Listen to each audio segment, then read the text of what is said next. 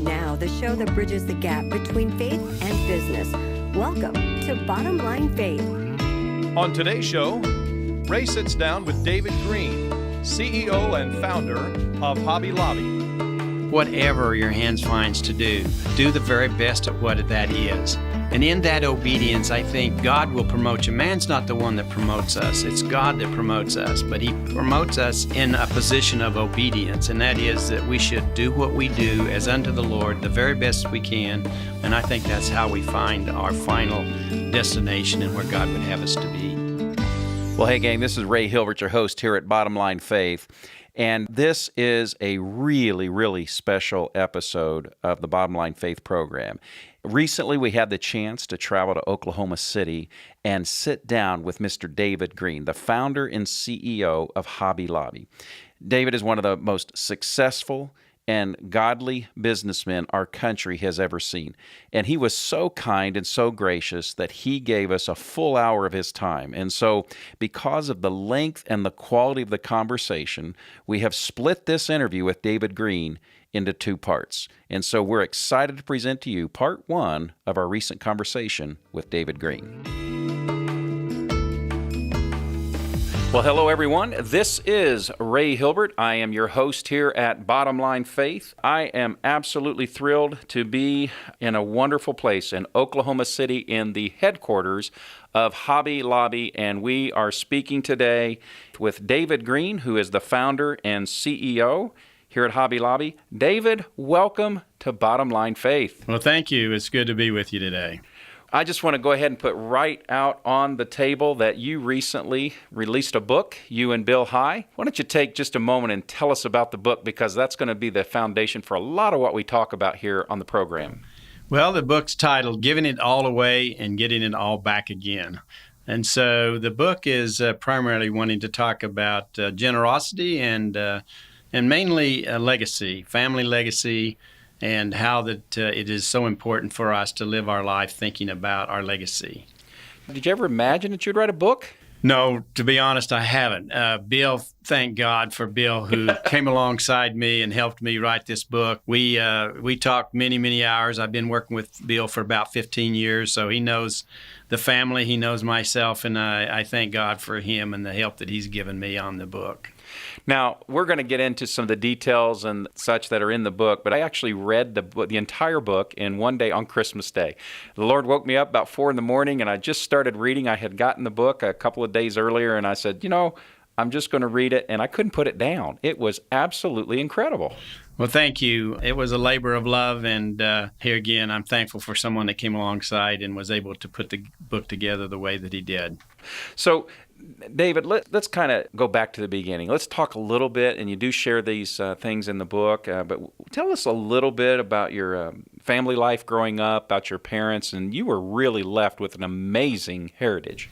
Yes, I was, and I'm very, very proud of my heritage, even though I came from very humble beginnings. My mother and father were pastors of small churches, and I had 5 brothers and sisters. So all the time we were growing up, probably my dad and mom never pastored churches over 100, but God was faithful in supplying our needs. We grew gardens, and as soon as we kids could, we'd get out and pick cotton in the fall of the year and do everything we can to support the family. But we really saw miracles, God doing miracles in our family to support us. We always had what we needed in terms of food and clothing, and God was good.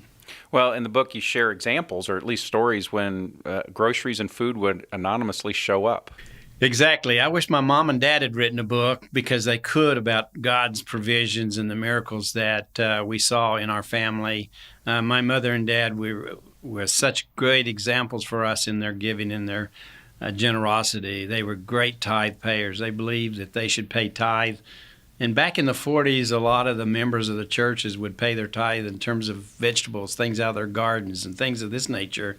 So we'd watch them tally this. Some people would say, well, that's awful legalistic. But I never saw it that way. I saw it as my mom and dad, they really wanted to give God the 10% of what they had received. And that had a big influence on me. And I know my brothers and sisters, to see them, their love for the Lord and their willingness to give their first 10%. And one of the things that I was struck by was you talked about, in some ways you were almost like the black sheep of the family because you chose a different path. You fell in love with retailing very early on, didn't you? Tell us about that. Well, I think my mom and dad, I don't know that they understood that you could do things that are eternal and not be a pastor or a missionary. And I think they wanted all of us 6 children to be pastors' wives, pastors, missionaries. Well, they got 5 out of 6, so I was the one that they didn't get as a pastor. So there was quite a period of time in my life that I thought, well, I was the black sheep, and there had to be something wrong with me because God did not call me into the ministry of being a pastor, missionary. So I did have a problem with that for a few years, but of course, since then I've learned that God can use you wherever He's called you. Well, absolutely, and we'll talk more about that in a little while. But one of the things I'd love for you to share is you discovered this passion for retail, though, very early on. So take us back. How did you discover this passion? And maybe it was that first time setting up a display. But I mean, take us to the moment was like, this is really amazing stuff. Actually, when I was a junior and senior, I took a course in school that was called Distributive Education. And I thought it was the neatest thing in the world because you could get 2 credits for 1 class. You actually got credit for working and making money. And that was the best thing that ever happened to me. My junior and senior year, I took this distributive education. I worked. I was usually out of school by 11 o'clock, and I was at work at the local 5 and dime store. So I loved going to work, and I loved doing the displays, and I loved just buying and selling merchandise. And so at the age of about 16, I knew what I wanted to do. I wanted to be a retailer. The bug caught you very quickly. And so at what point, you talked about your parents and family, seeing that ministry, vocational ministry was the pathway that they were hoping for you or praying for you, but you got this other passion. At what point did you discover that this could also be your mission field in business and in the marketplace? There was an event that I went to, a huge assembly where there was missionaries from all over the world that were assembled there.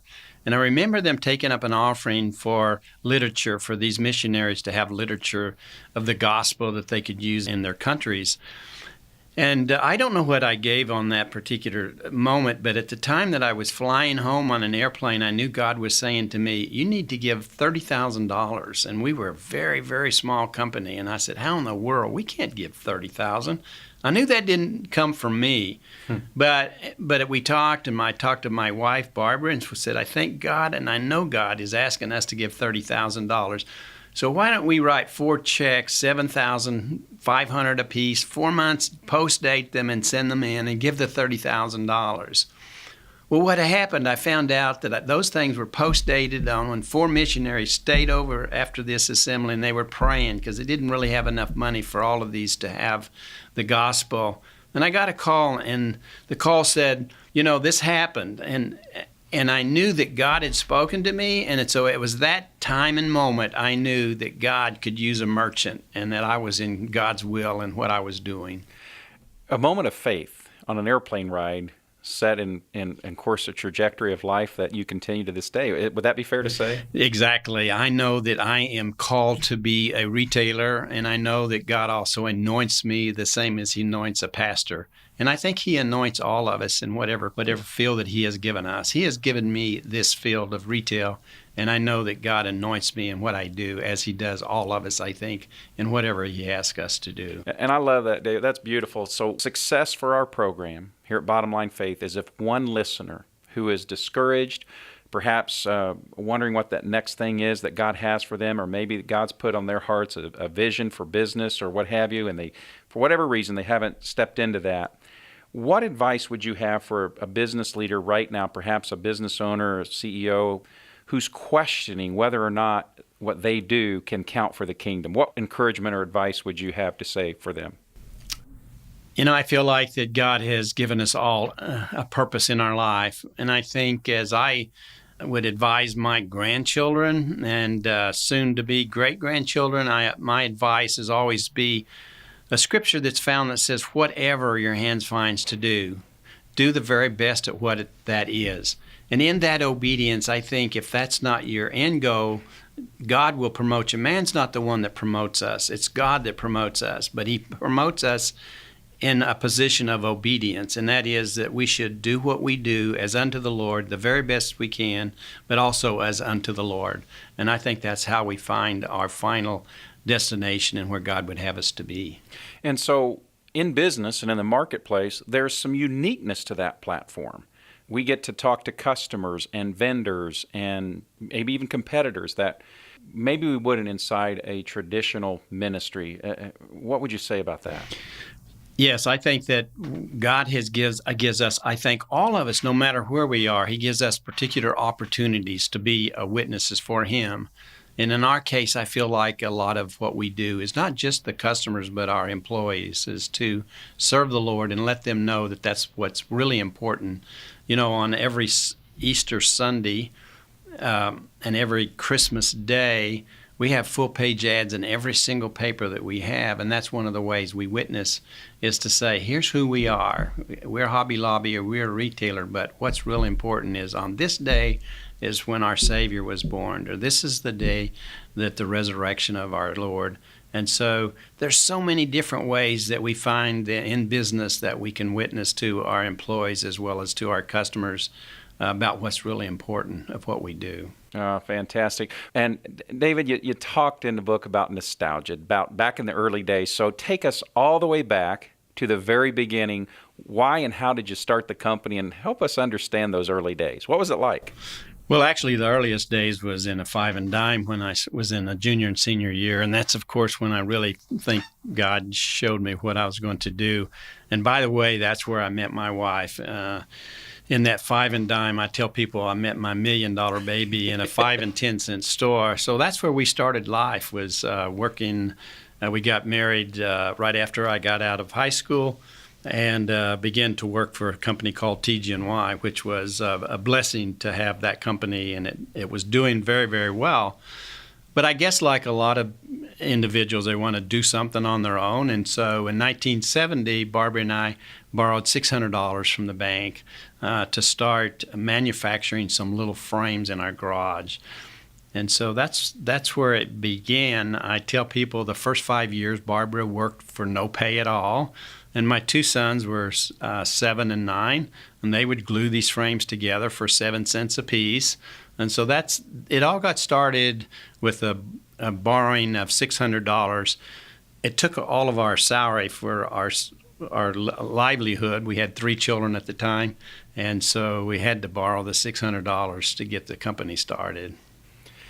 You came from a background in some of the things in your retail career. You were working a lot of hours prior to really getting the company going, and this helped shape some of your philosophy here. Can you speak to that a little bit? Yes, I think most people in retail will tell you that it's really, and generally speaking, it's really, really long hours. I think most people in retail would tell you they're working, 60 hours might be the norm and the average. And so we really, that was important as we built our own company, that we wanted to have a company that was very family friendly. And so Hobby Lobby only opens 66 hours a week. We don't open on Sundays. We close at 8 o'clock. I don't think you'll find any retailer of any size at all that's open 66 hours. And that's all about the family. If my family is important to me, then other people's families should be important as well. So we try to run the company in a way that our managers work 5-day work weeks, and that our hours are, there's a good balance between work and life. Well, on that note, you've been in the retail business many decades now, and you've seen so many changes. Would you speak to what you're seeing now with Amazon and everything that's happening, and how do you see that shaping our worldview, and how is retail changing, and what do you see for the future, not only generally, but maybe for Hobby Lobby as well? Yeah, I think that there's no question there is some change going on, and we feel like that with Hobby Lobby, we have a lot of products that's not going to be quite as open to the e-commerce, although we have e-commerce ourselves. We feel like we have one. If you want to buy arts and crafts, we think we have as good a selection that's out there, and so it's growing rapidly. But to this date, we've never had a decrease in our same stores. So we still have increases every year, which is how you measure it. You don't measure it by the new stores because we add 50 to 60 stores every year. But our same store sales have increased, and I don't remember a time when they haven't. So even with the changes of a lot of e-commerce and Amazon, God has blessed us, and we have continued to have increases. So we thank God for that. Yeah, I did something recently. My wife and I, she went online and she ordered all of our groceries and went down to Kroger and click, it was out there waiting for us in the parking lot. It's just amazing the pace and speed at which delivery of services is changing. And so do you see, you know, in the crystal ball, do you see the in your world, the standard retail store remaining so healthy? I think it's going to be very, very important for you to be the best at whatever you do. And so we feel like that our goal is, and that's what God asks us to do anyway, whatever your hands finds to do it the very best. And so we feel like that retail and the brick and mortar, we believe will always be here, but you better be the very best. So every year you find out there's different stores that are going out of business, but I recall before Amazon and before e-commerce, people went out of business every year anyway, although I know that Amazon contributed to some of that, but we feel like that we better be the very best at what we do. Yeah, and so on that note, you are currently and still CEO. That's correct. And so how are you enjoying that after all these years? You still excited every day? Well, there's always challenges. There's always new challenges. You never arrive. It's amazing because it's a moving target. And we carry 75,000 items in our warehouse and another 25,000 that we push that is like seasonal. And of that 75,000 items, 15,000 are dropped and new 15,000. And so it's a constant movement. And so that itself keeps you excited because it doesn't get boring. Do you still get that tingly feeling up your spine when you walk into one of your stores? Well, yes, I'm still excited. There's tough days, I'll have to admit. But generally speaking, I love what I do, and I work 6 days a week. I'm here not because I have to be, but I'm here on Saturday. I tell my wife if she feels like a widow, let me know, and I'll come home because I don't have to be here. But she has a lot of things going on, and so it works real well for us now that we have no children at home. Yeah, fantastic. And you speak often about the three loves of your life, your wife being one. Tell us, what are those three? Well, you know, of course, I tell people we have a lot of new people coming in here that's going to be our new managers, and I just let them know what's important in my life, and that is my faith and then my family and then my work. And that's the order that I would like to put it in, and I encourage them to put it in the same way, that their family should be more important than the business. But that never bothers me to say that, because if you're crazy about your family, you want to support them, and you're going to take care of your business. Fantastic. And you've set year over year after year after year records and profitability, and known for being you're out of debt, right? The company's out of debt. We have no long-term debt. No long-term debt. So like the Cathy family with Chick-fil-A, you have had this extraordinary success not being open on one of the busiest retail days of the week. How is that possible? Well, I think that you'd better be the very best if you're going to be closed on Sunday. And I think Chick-fil-A has always voted the number one restaurant for if you want chicken, that's where you buy it. And we're hoping the same thing about Hobby Lobby, that they will come to Hobby Lobby if we're the very best. And I'm sure we lose some business on people that want something on Sundays, but we feel like there's something special about it in God's blessings. He just blesses us in the obedience. We don't try to tell other people what to do in their business. We just have to follow what we feel like that He asked us to do. And there was a time that we were open and felt like that the Lord wanted us to close on Sundays. And so we did so, and God has blessed us. Yeah, fantastic. And the as you just said, you would never push or prod anyone to do that. But I believe, let me ask you this. What would you say to a business owner right now who is wrestling with that kind of decision? How would you advise them along those lines? We tell our story a lot to a lot of people that come through here, and I always start by saying this is our story. But we also need to each one of us, we need to be looking and asking the Lord for leadership and for His directions and whatever He would have us to do. And it should always line up with God's Word. And so between God's Word and our prayer, I think God will guide us to where He would have us to be. And so that's really a great transition. We talked about kind of the foundation of the business and putting those kids to work early on. And your wife really, she ran the business, right, in the early days and allowed you to build it. And so now, amazing, and it truly is an empire. There's no question, by the world standard, it's an empire, but you have some foundational principles on how you run the business. And you really walk us through this in one of the chapters on these tenets and foundational principles for your business. And if we could just quickly walk through these, and if you would elaborate on them. The first one that I read about was that your employees matter. Talk to us about that and how you live that out. Yes, that's right. And, it's the right thing to do first because it's the right thing to do. But secondly, it's good for business. I don't want to be good to my employees because it's good for business. I hope that I'm motivated by I care and we should care about our employees. And so we want to do everything we can to do all we can for our employees. Our minimum wage for our employees is $15.70 for all of our full-time employees. Here at the corporate office, we have a clinic, and last year we had over 15,000 people visit it. We have an MRI machine, so it's pretty complete to take care of our employees, taking care of their insurance, considering their hours.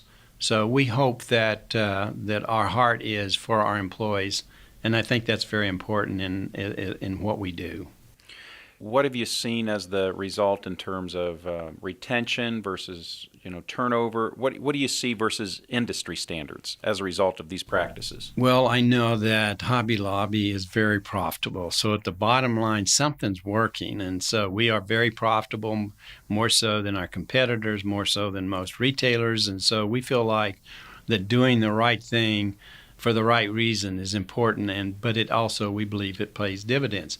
Being closed on Sundays, by the way, we attract people that want to be in church on Sunday, people that love their family and want to be with their family, and those are the type of people that I think become the very best employees.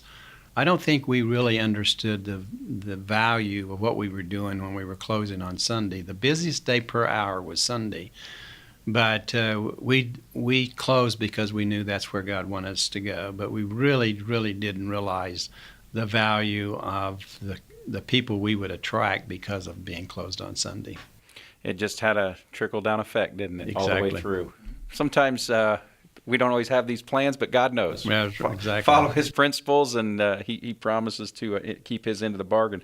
So you talk about employees matter, but ethics, and talk a little bit about some of the principles and policies you have around working with vendors here, entertainment thereof, and those sorts of things. I found this really fascinating as I was reading the book.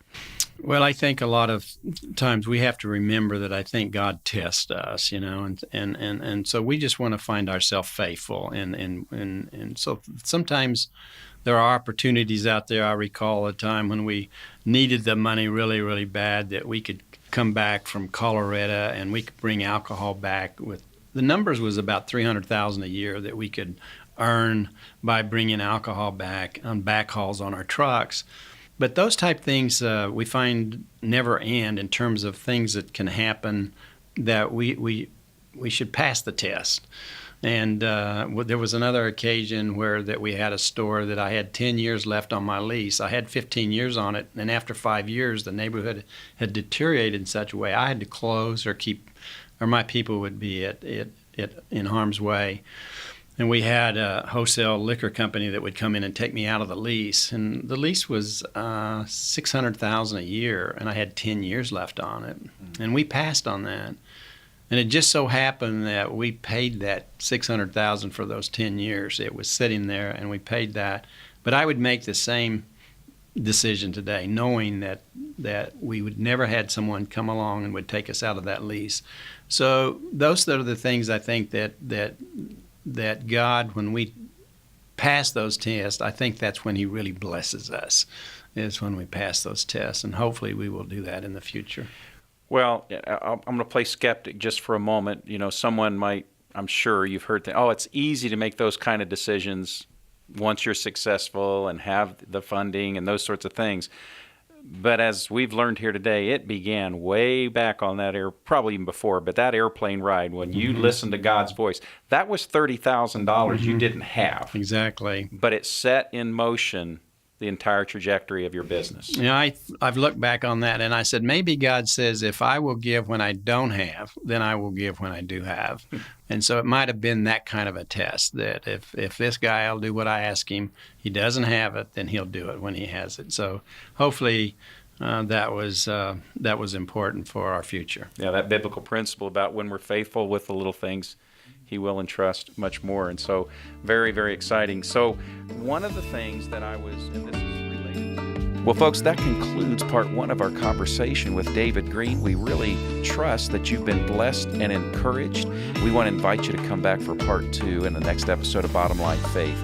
And as a blessing and encouragement, would you go online and give us a review for the program? That's how we can make this an encouragement to others and to make it available on a much broader basis. So until next time, I am your host here at Bottom Line Faith, Ray Hilbert, encouraging you to live out your faith in the marketplace.